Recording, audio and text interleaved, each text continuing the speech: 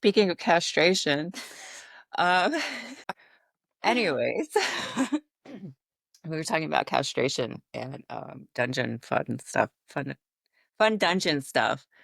When I was younger, I was Mhm. so scared to accept. I had so many offers um, to do things that I would just love to do, but I Oh, was to be a too. dominatrix. And then later on, I became like a housewife and all that shit. But But but you when I could actually train. became a sex worker, they just never, those occasions never really popped up. See, I've never thought that I really looked particularly intimidating, but I've had plenty of encounters as a sex worker, guys wanting me to be their mistress. Hmm. Like, I feel like, I mean, you could definitely find more guys online. There's so many places you could find them if that's what you're more interested in. It's not really necessarily like, I'm not like I'm not super into it. Like it was kind of fun when I was younger. I think Hmm. I've told you the story before about the guy I was doing like the teacher show on stage, right? And the guy he had lingerie on under his suit. I told you about that Tell me story. I'm sure. more. I feel like I I need did. more. You need more? Okay, so it was no, it was Sunday night was like Sunday night at Showgirls was like freak night, right? And I used to always do pretty well. And I did a teacher show on stage with my hair pulled back and yes, the sexy glasses like what you're wearing right now. And I had a big riding crop. And I finished the show, came off stage, and there was a gentleman sitting at the end of the bar in a very nice Armani suit, I believe. And he's very quiet and kind of a small, low stature gentleman, but very tidy and very quiet. And he sort of raised his hand like this as I was walking past. And I was like, "Hi, how are you?" He's like, "Are you any good at that with that whip, miss?" And I said, "It sort of depends on who I'm with." He was like, "Would you take me for a dance?" It's like, "Sure, I'll take you for a dance." So he paid for a couple of hours. We went into the bondage theme room because, I mean, I'm not a complete idiot. I figured what was going down. I was picking up what he was putting down, or he was picking up what I was putting down.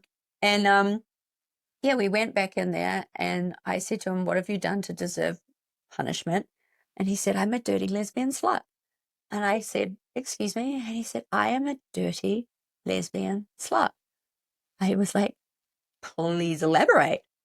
And he started unbuttoning his shirt, and underneath his suit, he was wearing red satin, black lace lingerie. And I spent 2 hours with him on his knees and me straddling him, sitting on top of him with him on all fours, but sitting backwards and beating him with this riding crop until the riding crop broke. And this was not a sex shop riding crop. I used to get my riding crops from the equestrian store, and it broke off. The top went flying, and the whole time he's Well, just he's going, "Thank been you, such a mistress. dirty lesbian slut. Thank you, mistress." Yeah, no, it was great. And then, you spend like the last 15 minutes. Like, usually when you have something like that, they spend like a little bit more time with you, just relieved that you were accepting of like Mhm. whatever kink it was. Like, I've had foot fetish dudes or even shoe fetish guys. I get the foot fetish. The shoe fetish has always been quite interesting to me, like for them to be really sexually turned on and very descriptive of a shoe. Like, they're very specific about the type of shoe that they like. Mhm. Right. Yeah. So I found that interesting, but I'm not going to knock it. If you want to sit there and describe in great detail what turns you on about my pleaser, then that's totally fine. But um, yeah, types of those types of encounters always end up with like a little bit of counseling at the end. Like, I don't know how to tell my girlfriend that this is what I'm into. You know what I mean? I had a guy from, I believe he was from Minnesota. He came to see me in Illinois for a couple of weekends in a row. He was in town. And the first thing he did was ask me if he could buy my underwear. And I was like, okay, $60. And he did. He gave it to me. He bought it for me, gave me the tip, and he went to the bathroom. The first thing he did was go to the bathroom, and he came back walking very uncomfortably, like he was obviously wearing my very small, very petite thong. And he wanted me to call him a little sissy boy, which I was not. I'm like, that language doesn't do it for me. I'm going to call you my cum slut instead. He was like, "Okay, madam, I'm your cum slut." I spent like a good couple of hours, like with my foot inside his throat, Jam it in Like, there. no, like he was, and the whole time he's gagging, and then thank you, mistress, thank you, and he was we spent he was there all weekend basically. He would come back and see me. I think it was like 3 shifts in a row, and then there were other entertainers. They'd be like, "Well, she's very pretty. Do you think she's pretty, mistress?" I'm like, "I absolutely think she's pretty." He's like, "Should I go and tip her?" I'm like, "Absolutely, go and give that girl some money." And he would every time. I didn't realize what he was doing at first, but he would whisper something in their ear, and the girls would giggle. And then later on, they'd be come up and be like, "Oh, I met your bitch," and I'm like, "What?" And they'd be like, "Yeah, he was going up to them all and saying, 'You're very pretty, and here's some money, but I just need you to know that I'm Bambi's bitch.'" I love that No, so it was much. great. No, but then like I feel like you know it is like it's a transactional relationship. Money is exchanging hands, and I'm giving him what he wants, within reason. But then like most of the time, like for the longest time, like he paid me afterwards. Like we just sat at the bar, and he's talking to me about how he has this girlfriend who's never gonna understand that he's into this, you know, Hmm. which is kind of heartbreaking in a way, but also like I do understand how like sex work is like for me to be in a relationship. It's not that I don't like it. I do understand it, but I don't want to be the dominant one all the time. Like Hmm. to be in that relationship all the time when it's not actually your kink Yeah. would be taxing. Like you really do need to find somebody that is really very much into doing that. If that's what you want to be like all the time. Yeah. Yeah. I That's think why it's, sex work is a good. hmm yeah, I've, a lot of the people that I've seen over the years repeatedly have been more for therapy of some Right. sort.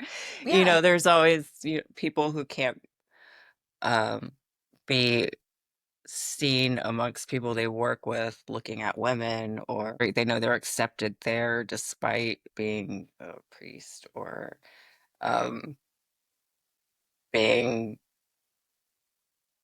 ostracized in some way by the general public. Yeah. And it's kind of levels everything out for the most part, depending on what club you're at, There I used to be guess. a gynecologist. There used to be a gynecologist who used to come in and just want to stare at pussy, which I found a little bit strange.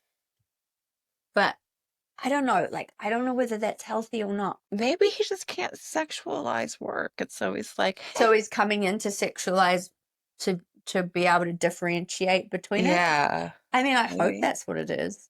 I would hope so too. It's probably not it. I'm giving him the benefit of the doubt. He's probably a serial killer.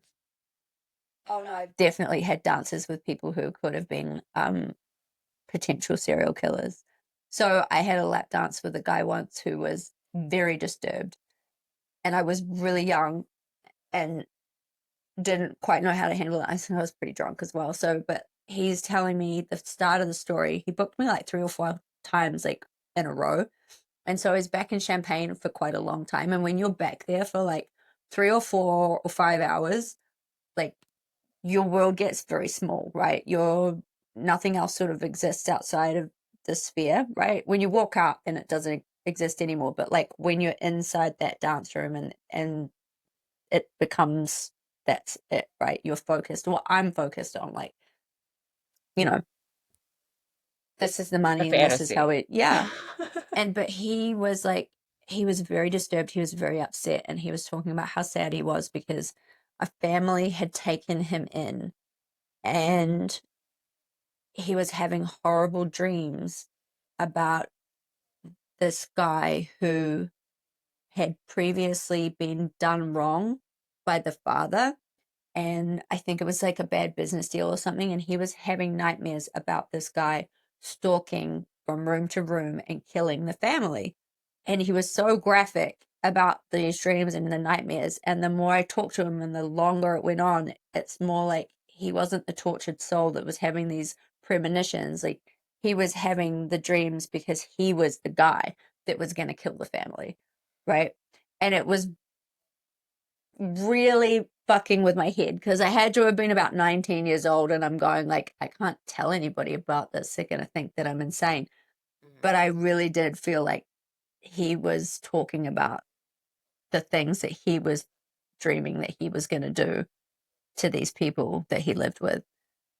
It was really fucking, I don't know, that shit fucked me up. I know you've had more experiences than that with like creepy or like, Oh, way creepy. Like, yeah, yeah. I had a dude that wanted to come in and just, he wanted to look at my profile for like 45 minutes and then he rebooked. Like, how much time can you stare at somebody's profile?